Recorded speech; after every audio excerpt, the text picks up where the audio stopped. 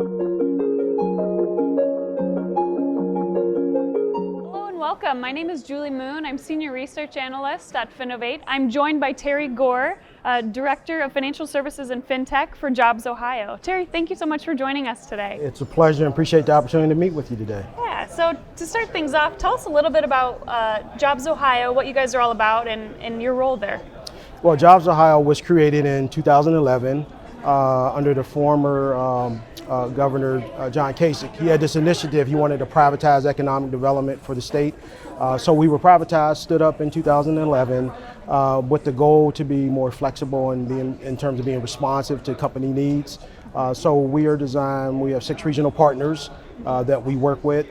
They're scattered across the state, and we partner with them in terms of the economic development that takes place within the financial services sector. So Ohio is known for its exports like wool, rubber, also U.S. presidents. Why is the state so interested in attracting fintech players in specific?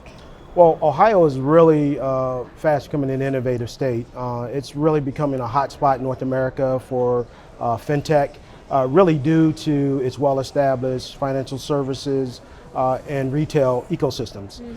So it's very attractive to startups who would have an interest in getting those types of connections and having access to a financial service workforce of 245,000 just in financial services, and then you have another 44,000 graduating annually that are coming into the industry. So you having access to the talent, obviously potential clients that you can partner with, it just really can make a lot of sense. That's in addition to the obviously lower operating costs compared to here in New York or California. Yeah, San Francisco would want to pay rent there versus Ohio.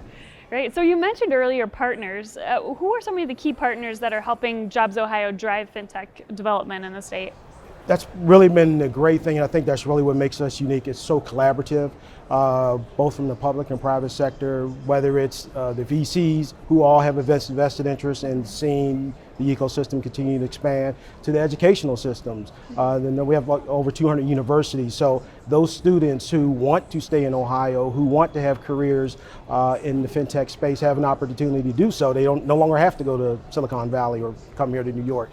So you have that, and then I think even from a legislative perspective, government-wise, summer 2018, the state passed legislation regarding blockchain. So everybody is vested, everybody sees the opportunity, and everybody wants to, again, collaborate, partner, and make sure that we become that next innovation hub.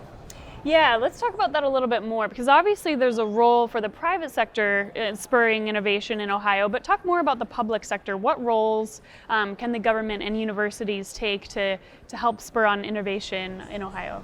Well, one example that comes into my head, the pleasure of working with a well-known global bank, JP Chase. They have over 20,000 employees in Ohio. They partnered with Otterbein University and created a Finovate, it's called FinLab, where they'll be working on some emerging technologies, everything from blockchain, AI. The great thing about it is several of those positions associated with those will be coming from the university in terms of the students. And then more importantly, the staff from JPMC they're participating in the curriculum development at the university. So it's really, truly collaborative, truly a partnership from that perspective. That's just one example that immediately comes to mind. Yeah, so, great. Well, that's certainly a big one. Yeah, lots going on there. And then again, from a state perspective, with the recent change in leadership, we now have an Innovative Ohio group. So again, just all focused on having innovation and bringing more innovation into the state and supporting that. So great. Some exciting things going on in Ohio. Yeah, it's nice to hear that support, especially for fintech in the state. Wonderful. So diversity has been a really hot topic as of late in the fintech industry. Is there any special efforts to encourage ethnic minorities and women to participate in the fintech scene in Ohio specifically? Yeah, what I've seen, and since I've been in this role, I've seen some just taking ownership on their own, putting together their own groups, and then as a result of that, just getting connected into the ecosystem as a whole. So as I attend more of these events, I'm seeing more folks who look like me. So it's working. And I think people recognize, hey, this is not the way this truly isn't reflective of this space. This isn't really reflective of our community. So there's a concerted effort, I think, amongst all to really make it all inclusive. Cool. That's great to hear. Great. So kind of to wrap us up here, a fun little question. I think people, generally don't know that much about Ohio. It's a little bit of a smaller state compared to states like New York or California that get all the attention. What's the number one misconception that people have about Ohio?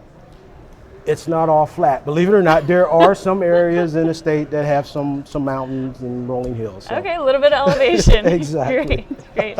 Well, Terry, thank you so much for joining us. This has been a lot of fun, and thank you for joining us as well.